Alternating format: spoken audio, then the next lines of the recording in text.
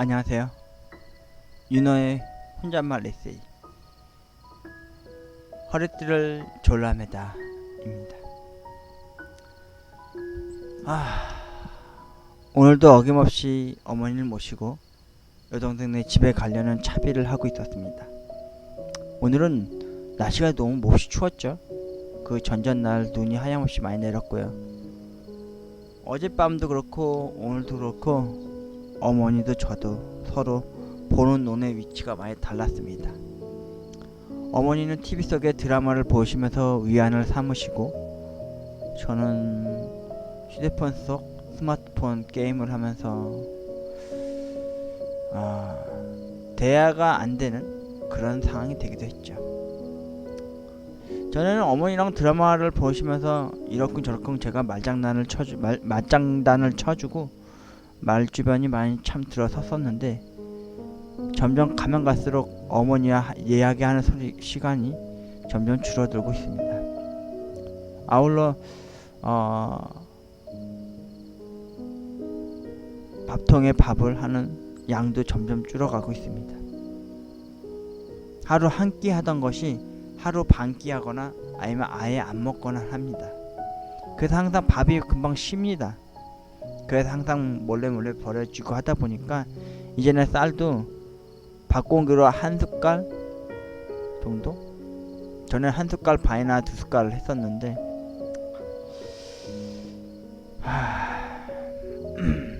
그런데 아침에 아버지가 생각나게 해주는 두부를 넣으신 김치찌개를 먹었습니다.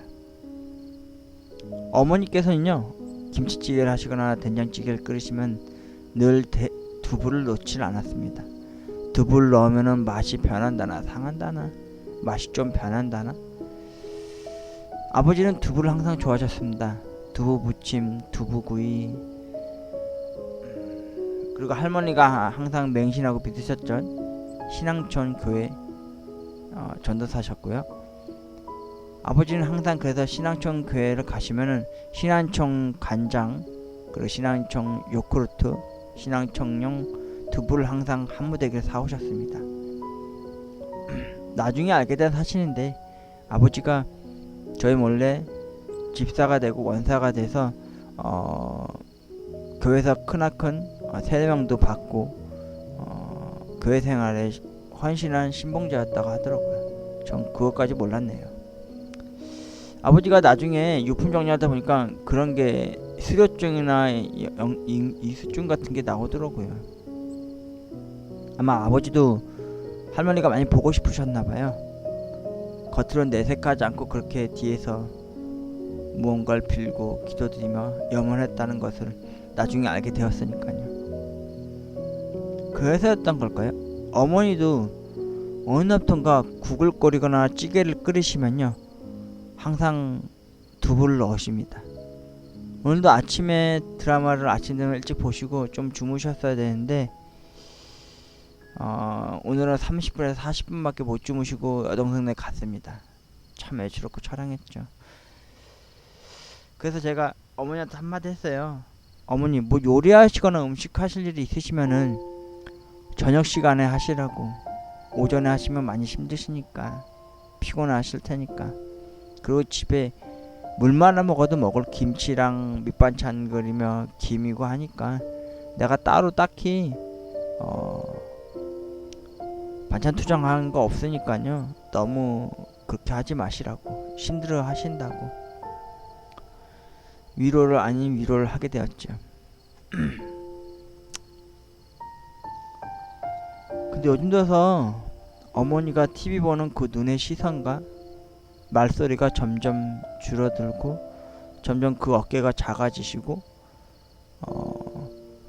어머니를 모시고 여동생 가는 그 집 길거리에서도 어머니가 항상 제 옆에 서 계셨던 분이셨는데 어느샌게 제 등 뒤에서 따라오시더라고요.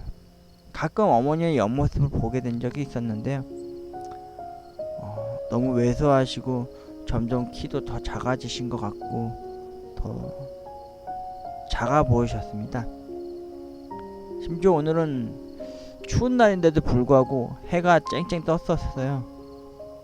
근데 어머니의 머리를 비춰줬을 때 어머니의 머리 가생이 사이로 흰머리가 하나둘씩 또 늘어나고 있는 걸 보게 되었습니다. 마음이 너무 참 아팠죠. 이 추운 겨울날보다도 제 마음과 몸이 더 얼듯이 더 추웠으니까요. 어머니한테 더 할애를 하고 또 어머니를 위한 더 시간을 더 행복하고 더 웃음 지으면서 살아가야 하는데 이 무능력함과 이 무기력함이 참 부끄럽게 짝이 없이 어머니를 참 힘들게 합니다. 집 아니면 여동생네, 집 아니면 여동생네 이렇게 살고 있으니까요. 왜 원래 어머니께서 일주일에 한 번씩 산악회를 다니시고 그러셨던 분이었고 동창회도 항상 부지런히 잘 나가셨던 분이셨는데 아버지가 돌아가신 이후에는 그 자리조차도 가지를 못하십니다. 안 가는 걸 수도 있고요. 왜 그런 거 있잖아요. 친척네 집 가면 항상 그런 말 듣잖아요. 명절날마다 너는 결혼을 했니? 너는 어느 직장을 다니니? 이런 걸 묻듯이 그 친구들과 아니면 산악회 분들 만나면 똑같은 걸 물어볼 거 아니에요. 아드님은 요새 뭐 하고 있어요? 나이는 어떻게 돼요? 결혼을 했어요? 이런 이야기에 대답 못 하실 게 뻔하니까요. 예전에는 제가 편의점 알바를 하니까 제가 서비스업 쪽으로 말해달라고 얘기를 오히려 덩달아 덕담 아닌 덕담 이렇게 얘기를 했더니 어머니도 단단히 얘기하신 것 같더라고요. 또 요새는 또 아무리 추운 날에도 비가 와도 눈이 와도 산악을 동네 앞에 산 정상에 올라가서 운동을 부지런히 하시던 분이셨는데요. 요즘은 춥다가 안 가시고 비가 와도 안 가시고 눈이 와도 안 가십니다. 눈이 오면은 산은 눈은 얼어서 미끄러우니까 못 가신다 그러고 비 오는 날에는 감기 와도 걸릴까봐 동생네 아이들한테 감기 올 수도 있으니까 그래서 못 간다 하시고 이렇게 춥디고 추운 겨울날엔 더더욱 더 저처럼 움츠러진 모습을 볼 때마요 마음이 참 아픕니다. 아들로서 뭐 하나 해주는 게 없고 뭐 하나 할 수 있는 게 없었으니까요. 더 이상 어제 어머니 모시고 여동생네에서 왔습니다. 근데 어제는 매제가 평일날 첫 월요일날 야근 근무라서 집에 좀 늦게 오게 되었는데요. 종전걸음으로 집에 와서 어머니에게 또 다시 따뜻한 밥을 한번 차려드리고 저는 그 전날 먹다 남은 좀 신듯한 밥 아닌 밥을 라면을 끓여서 국물에다 말아 먹었습니다. 약간의 밥의 신맛은 났지만 먹을 수밖에 없겠더라고요. 버려지는 것보단 낫잖아요.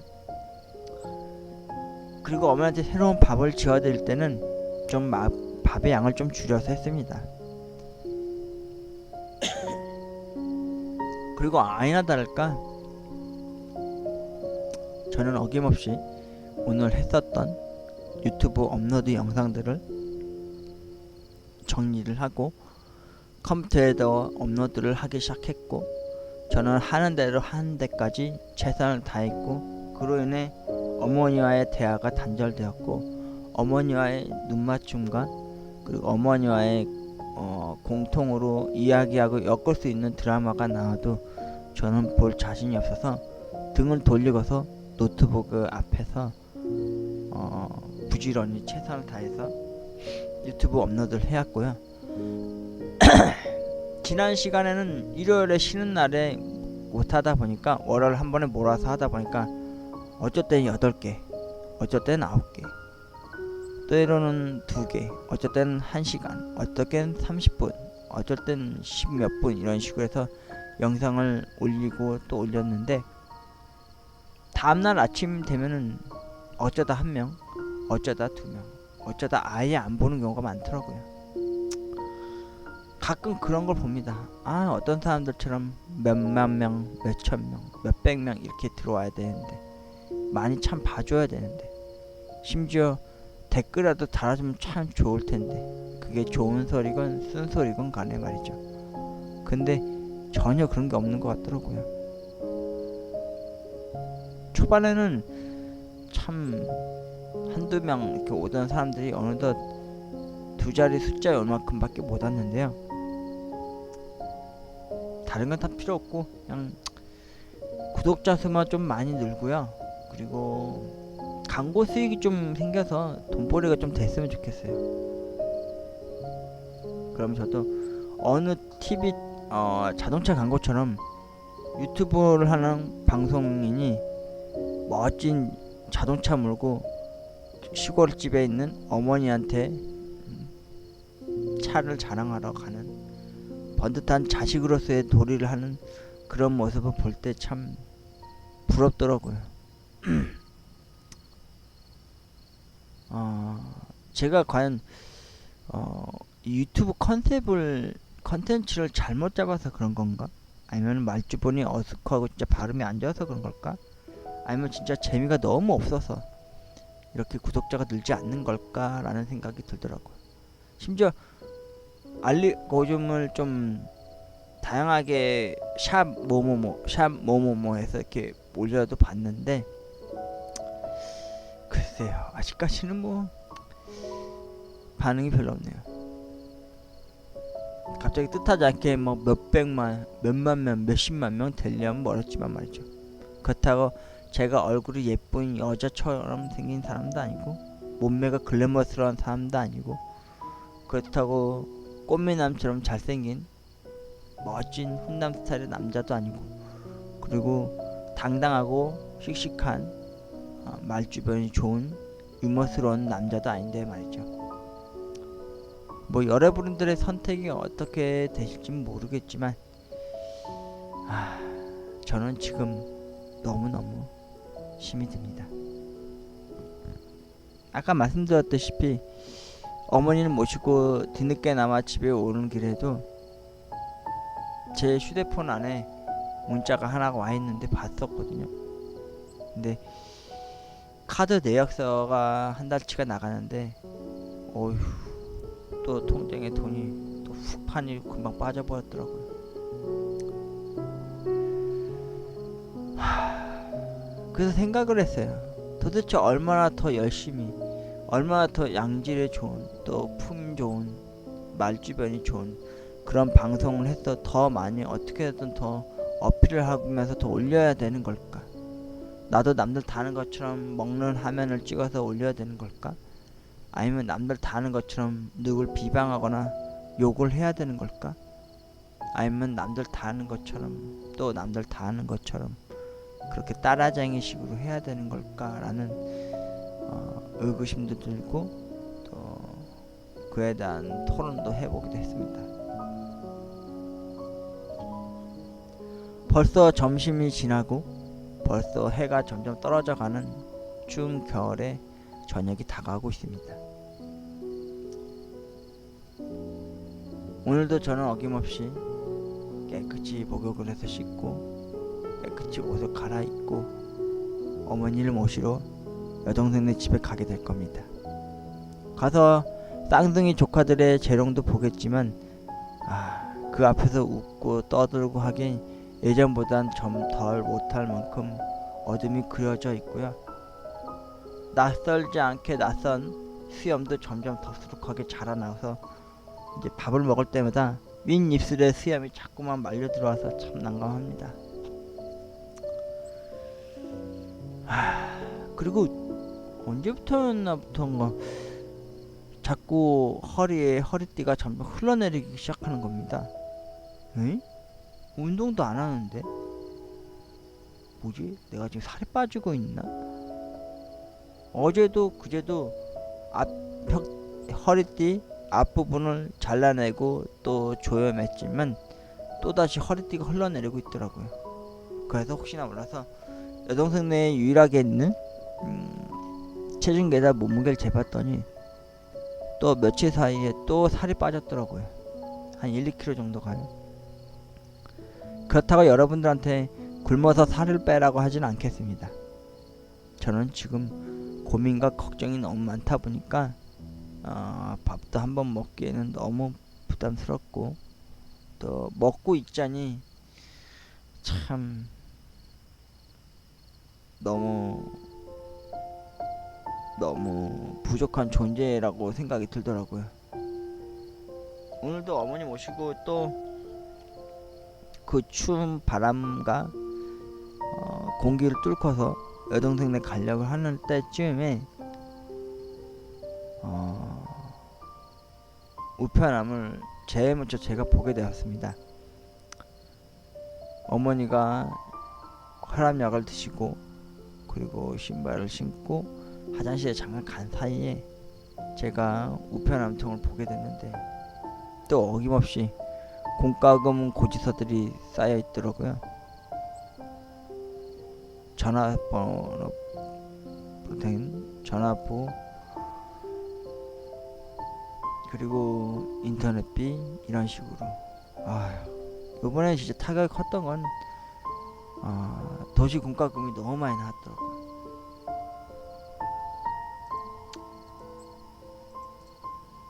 허리띠, 혁대라고도 하죠. 가난함은요, 돈 씀씀이도 줄고요, 그리고 어떻게든 지켜보겠다고 발버둥을 쳐보고 있지만 이게 또 잘 안되네요.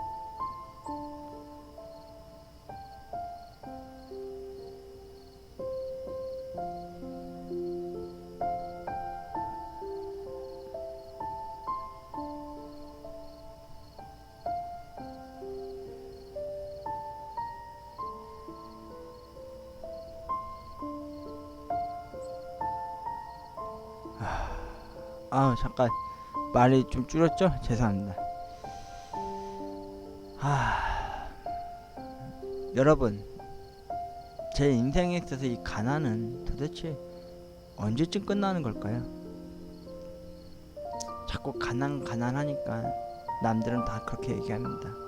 진짜 가난은 길거리에서 노숙을 하면서 씻지도 못하고 너처럼 먹고 싶어도 먹지 못하는 존재들이라고. 저의 가난은 말이죠, 곁에 있어줘야 할 아버지가 안 계시고, 또 어머니가 홀로 있으신데도 아들로서 도리라든지 효도라든지조차도 할 수 없었다는 거, 그에 대한 저의 무능력함과 무기력함에 진짜 밤에 해가 떨어지고 저녁 해가 지고 잠이 들려고 할 때에도 잠조차 잘 안 옵니다.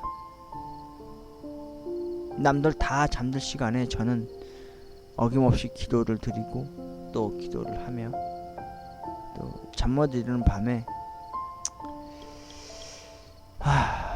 불확실한 내일, 글피, 모레, 그리고 하루, 이틀, 일주일, 한 달을 겨우겨우 꾸역꾸역 버텨내고 있거든요.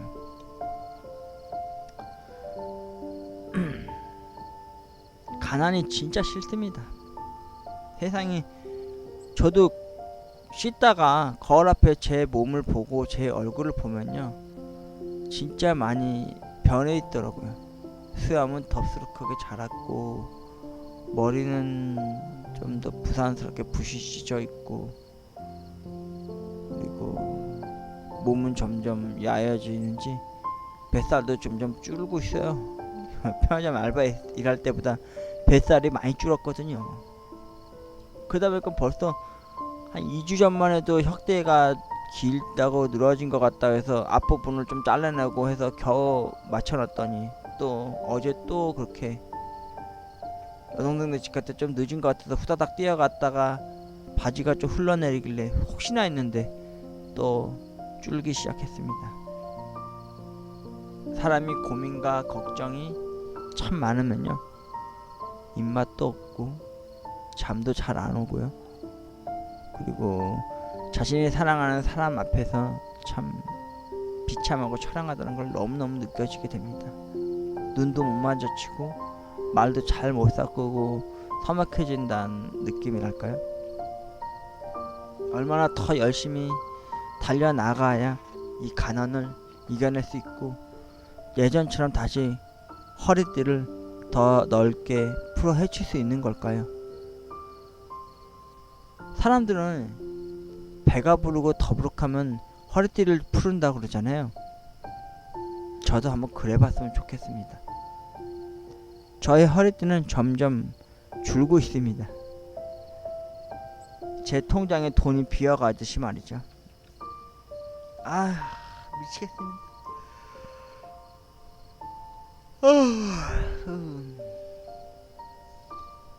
배도 고픈데 밥 먹을 시간이 지났다는 핑계로 밥 안 먹고 잠잘 시간이 되었는데 잠 못 이루고 아버지한테 기도하고 통곡의 벽 앞에서 하나님한테 또 어김없이 기도하고 또 기도합니다.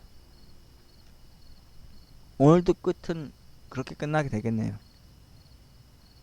돈 걱정 없이 살 수 있도록 로또 1등이나 연금 복권 1등, 최근에 들어서 생긴 욕심 아닌 욕심으로 펼쳐진 야망적인 희망은 돈 많은 여자 만나는 겁니다. 어디 누가 돈 많은 여자분 계시면은 절 좀 데려가 주십시오. 저 참고로 모태솔레 겸 연애 제대로 못해본 짝사랑만 죽어라고 한 못난 녀석입니다. 그리고 42살 될 때까지 못해본 남자입니다. 왜 그런 영화 있잖아요. 진짜 제가 그 주인공 속의 주인공이 되었다니까요. 참나. 예전에 한 동기 중에 고등학교 동창 중에 한 명을 예전에 동호훈련 봤을 때 만난 적이 있었어요. 그때는 걔는 진짜 잘 나가지 않은 아웃사이더였는데 좀 어른 돼서 만나니까 잘 나가는 인물이 되었더라고요. 그러다가 이런저런 얘기하다가 여자 이야기가 나왔고 남자들끼리 만나면 주로 여자 얘기 많이 하게 되더라고요. 그러다 보니까 걔가 나를 보면서 그러더라고요. 야, 넌 아직도 총각이야? 야, 바보냐? 아유, 한번 나한테 연락해라. 내가 여자를 한번 하게 해줄게. 아휴, 그땐 저는 그 이유의 의미를 몰랐어요. 바보면 어떠냐? 내 순결 내가 지킨다는데. 그리고 진정한 사랑하는 사람이 생기면 그 사람을 위해서 제 몸을 어떻게 불살라 보겠다고 이렇게 가둬두고 간직하고 있는 사이 같은데 그 어느덧 그러다 보니까 또 이렇게 또 모태솔로 아닌 솔로가 되었죠. 그래도 가끔 저도 남자라 길 가다가 성욕이 복받쳐 올 때가 있습니다. 바싹 짝배 입은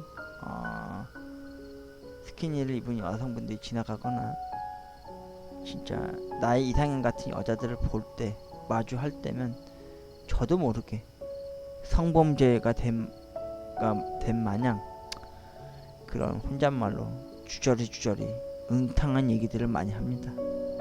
그러다 이건 알겠다 싶을 때 집에 와서 야동 보면서 자기 위로합니다. 그거 좀 도움은 되는 것 같더라고요. 욕구와 욕정을 한번 크게 풀어 헤치고 나면은 헛생각 안 하고 잡생각도 안 나게 되고 좀 더 부지런해지고 더 노련해지는 것 같고 불만 고민 걱정이 한순간에 사라지는 듯한 느낌이랄까요. 참 여러분들 앞에서는 부끄러움 없는 녀석이 되어버렸네요. 이런 얘기까지 하고 나중에 가서 더 한 얘기도 할 수도 있겠지만 지금 제 큰 고민과 역경과 고난은 바로 가난이라는 이름입니다. 가난. 마치 제가 걷고 있으면 그 뒤를 졸졸 따라오는 그림자처럼 말이죠. 저의 가난의 길이는요, 저녁 노을이 지는 날 햇빛을 바라보고 서 있으면요, 등 뒤로 길게 늘어진 그림자처럼 펼쳐진 그 그림자처럼 가난은 그렇게 제게 한 번 왔다가 두 번 다시 안 나가고 꼭꼭 싸매서 제게 옥죄오고 졸라매게 하는 허리띠 같은 거라고 생각이 들더라고요. 가난. 너무너무 지긋합니다. 가난. 우편함 속에 쌓여만 가는 고지서 공과금들이 진짜 보기 싫습니다. 가난. 배고픔도 잠도 이제는 무덤덤하게 질 만큼 참 사치가 된 것 같아서 참 힘이 듭니다. 오늘의 주제는 딱히 없었습니다. 그냥 어제 그리고 2주 전부터 계속해서 허리띠가 점점 채졌던 바지가 흘러내려서 허리띠를 잘라내면서 계속 줄여가는 제 자신을 볼 때마다 느낀 게, 여태까지 살아면서 아버지가 옛날 그 말 한마디처럼 그래 볼걸이라는 생각을 할 때가 있더라고요. 괜히 황황되게 건담 한답시고 건담 탑을 쌓질 않나. 그리고 좋아하는 여자 생겼다고 그 여자가 돈 빌려준다고 해서 꽃뱀 같은 여자한테 물려서 돈을 떠받치질 않나.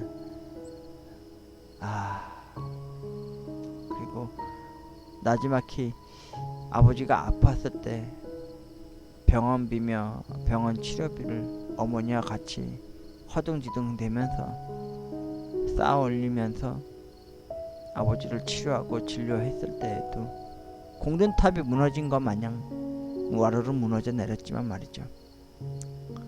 그리고 모든 걸 다 잃었어요.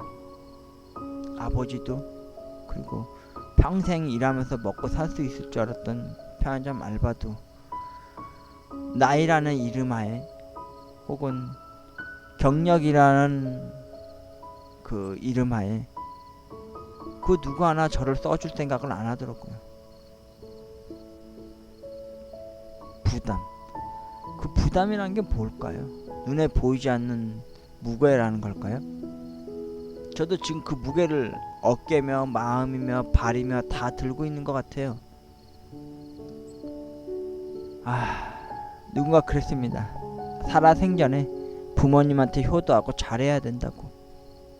저는 아버지 살아생전엔 그러지 못했던 것 같아 원통하고 참 미안하고 원망스러울 따름입니다. 제 자신을요. 그런데 지금 또 똑같이 어머님한테 그렇게 하고 있습니다.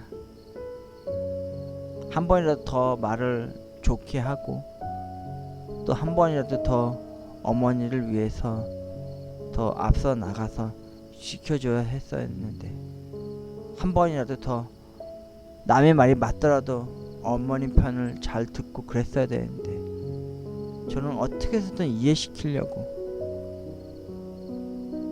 어머니한테 큰 소리 내거나 어머니한테 화를 내거나, 그럴 때 때론 심할 땐 말도 안 하고 묵묵히 공허하게 앉아있을 때가 여러 번이었습니다.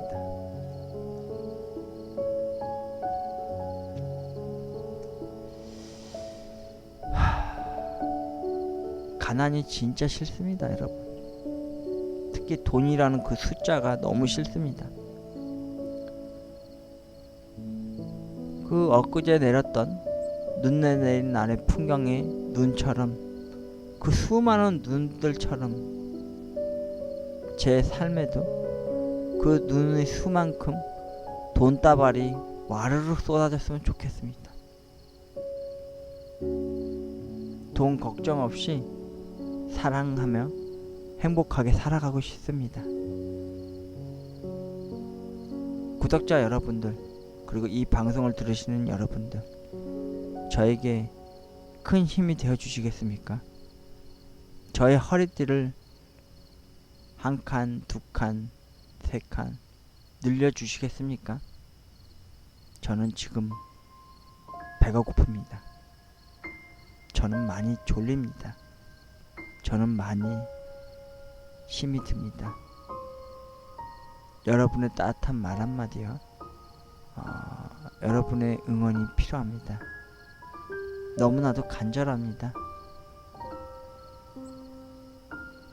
제게 돈 걱정 없이 살 수 있는 기회를 줄 희망과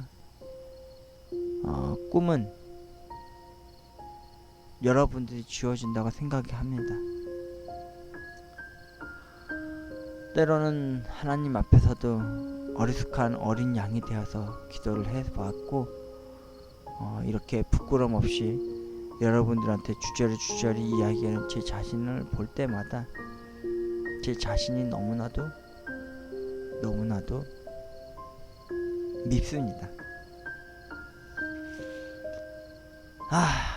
도대체 어떻게 해야 하는 걸까요, 여러분? 어떻게 해야 이 가난의 역경을 이겨낼 수 있는 걸까요? 평생 직종인 줄 알았던 편의점 알바도 이제 못하게 되었고, 여러분, 저는 지키고 싶습니다. 제가 태어나고 자란 이 추억의 공간, 이 집터와 이제 아버지 없이 홀로 남으신 어머니를 위해서, 그리고 점점 커가고 있는 쌍둥이 조카들을 위해서 훌륭하고 멋진 삼촌이자 아들이자 오빠가 되고 싶습니다. 그리고 언제 나타날지 모를 아름다운 신부의 존경까지는 아니더라도 좋은 남편이 되고 싶습니다. 여러분의 허리띠는 몇 칸 정도에 쫄려져 있습니까?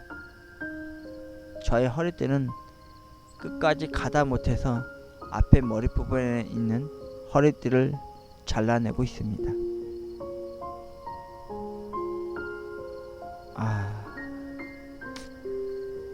참 많이 힘들고 지친 하루의 연속이 되는 것 같습니다. 혼잣말 에세이, 오늘은 윤호의 허리띠를 졸라매다 이야기였습니다.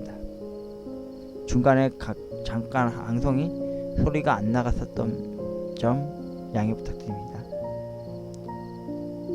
구독과 좋아요는 윤호에게 진짜 큰 힘이 되어줍니다. 후원도 부탁합니다. 지금까지 윤호였습니다. 고맙습니다.